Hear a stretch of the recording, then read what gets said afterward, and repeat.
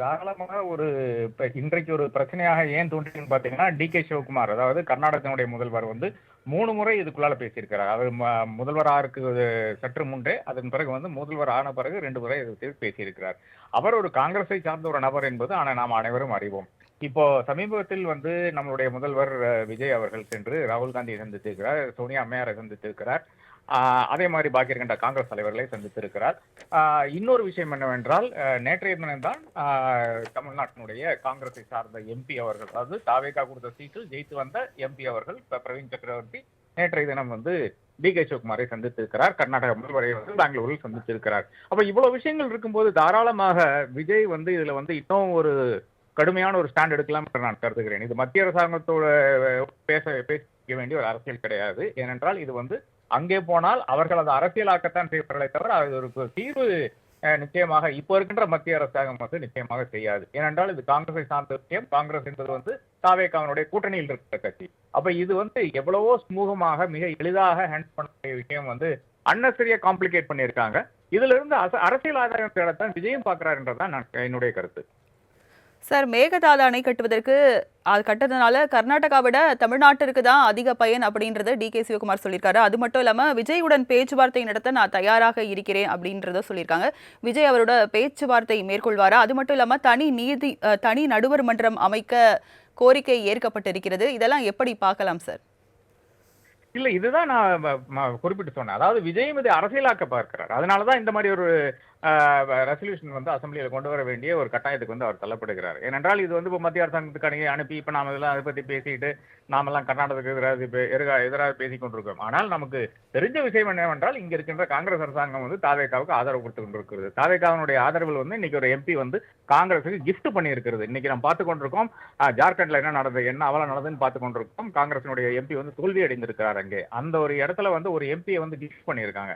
அப்ப தாராளமாக டி.கே. சிவகுமார் அப்படி பேசியிருந்தால் தாராளமாக இவர் அங்க போய் உட்கார்ந்து பெங்களூர்ல போய் உட்கார்ந்து தாராளமாக அதை பேசலாம், பேச்சுவார்த்தைகள் நடக்கலாம். ஏனென்றால் அங்கேயும் காங்கிரஸ் அரசாங்கம், இங்கே உங்களுக்கு காங்கிரஸ் தயவோடு நடக்கின்ற ஒரு அரசாங்கம் இருந்தால் கூட தாவேகாவுக்கு அந்த அளவுக்கு மனசம்மதி இருக்கிறது. இன்னும் ஒரு 5 சீட்டு வர வாய்ப்பும் இருக்குது. அது தேர்தலில் ஜெயிச்சால் இன்னொரு 5 சீட்டு வரக்கான வாய்ப்பும் இருக்குது. தாராளமாக உட்கார்ந்து பேசலாம். அந்த பேச்சுவார்த்தையை தவிர்த்து விட்டு இந்த மாதிரியான கடும் நடவடிக்கைகளை ஈடுபடுவதனுடைய காரணமே வந்து அரசியலாக்க என்ற அந்த நோக்கத்தோடு தான் செய்கிறார்கள் என்பதுதான் என்னை பொறுத்தவரை ஒரு வேதனைக்குரிய விஷயமா இருக்கிறது.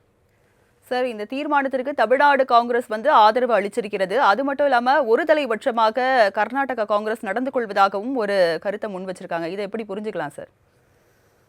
இதெல்லாம் வீட்டுக்குள்ளால் இருக்கிற சட்டை தானங்க. ஒரு காங்கிரஸ், தமிழ்நாடு காங்கிரஸும் கர்நாடக காங்கிரஸும் வீட்டுக்குள்ளால் இருக்கிற சட்டை. இப்ப அடுத்து என்ன பண்ண போறாங்க? இப்ப கேரளால இப்ப முல்லப்பெரியார்ல வந்து ஒரு அணை கட்ட வேண்டும், அணை கட்ட வேண்டாம், இடுக்கியில் அடுத்ததாக அணை கட்ட வேண்டும், கட்ட வேண்டாம், இந்த மாதிரியான பல விஷயங்கள் இருக்கிறது. இதுக்கு எல்லாம் வந்து தமிழ்நாடு காங்கிரஸ் வந்து தனித்து ஒரு ஸ்டாண்ட் எடுத்து இவர்கள் வந்து கேரளா காங்கிரஸ் வந்து நமக்கு எதிராக செயல்படுகிறது, இல்லை என்றால் காங்கிரஸினுடைய தர்மத்துக்கு எதிராக செயல்படுதுன்னு அப்படி இவர்கள் ஸ்டேட்மெண்ட் விட்டாங்கன்னா, அவர்கள் அந்தந்த ஸ்டேட்மெண்ட் விட அப்ப இந்த காங்கிரஸ் என்ற கட்சிக்கு இருக்கின்ற அந்த ஒரு ஒருங்கிணைப்போ இல்லை என்றால் அந்த ஒரு லீடர்ஷிப்போ எங்கே அந்த கேள்வி வருது இல்லையா? தாராளமாக உட்கார்ந்து பேசி முடிவெடுக்க வேண்டிய ஒரு விஷயத்துல வந்து அவசியம் இல்லாமல் வந்து காங்கிரஸ்காரர்களே குழப்பிக் கொண்டிருக்கிறார்கள். அது என்றால் இப்போ வந்து டெய்ல் வேக்ஸ் த டாக் மாதிரி தான் காங்கிரஸினுடைய கதையா இருக்குது.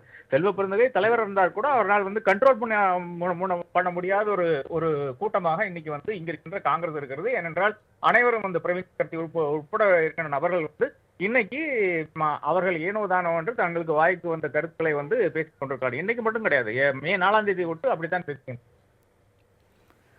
சார், அனைத்து கட்சி உறுப்பினர்களோட தற்போது இந்த தீர்மானத்தை வந்து நிறைவேற்றிருக்காங்க.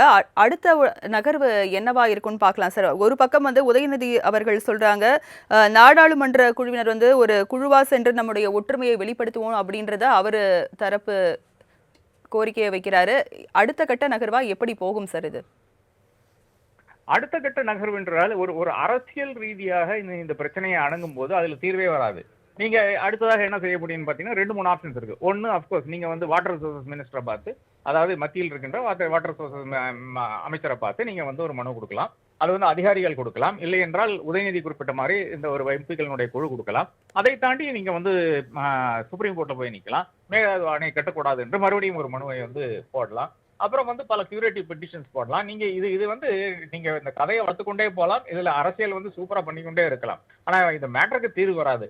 மிக தெளிவாக மிக எளிதாக வந்து விஜய் வந்து ராகுல் காந்தியுடன் பேச்சுவார்த்தை நடத்தி கொஞ்சம் இதுல சவுண்ட் கொடுக்காதீங்க, உங்களுக்கு தேர்தல் வந்து 2028 தானே, அதுக்கு முன்னால நீங்க ஏதாச்சும் பேசினா போதுமே அப்படின்னு சொன்னீங்கன்னா, டிகே சிவகுமார் இதை பத்தி ஒன்றும் பேச போறதில்ல. அவரை பொறுத்தவரை அவர் கூறுவது என்னவென்றால், இது என்னுடைய ட்ரீம் ஸ்கீம் அப்படின்னு சொல்றாரு. அந்த ட்ரீம் ஸ்கீமுக்கு வந்து நீங்க டிபிஆர் அந்த விஷயங்கள் எல்லாம் யாருக்கும் தெரியாம அவங்க வந்து ப்ரிப்பேர் பண்ணலாம். அவருடைய தேர்தல் வர்றதுக்கு முன்னால இது ஒரு அரசியல் ஆக்குகின்ற ஒரு விஷயத்தை வந்து இன்னைக்கே ஏன் அரசியல் ஆக்குகிறார்கள் என்ற அந்த கேள்வி என் முன்னால் இருக்கிறது. அதற்கு எனக்கு தெளிவான ஒரு பதில் என்கிட்ட கிடையாது. இணைப்புல வந்து உங்களுடைய கருத்துக்களை பதிவு பண்ணதுக்கு நன்றி சார்.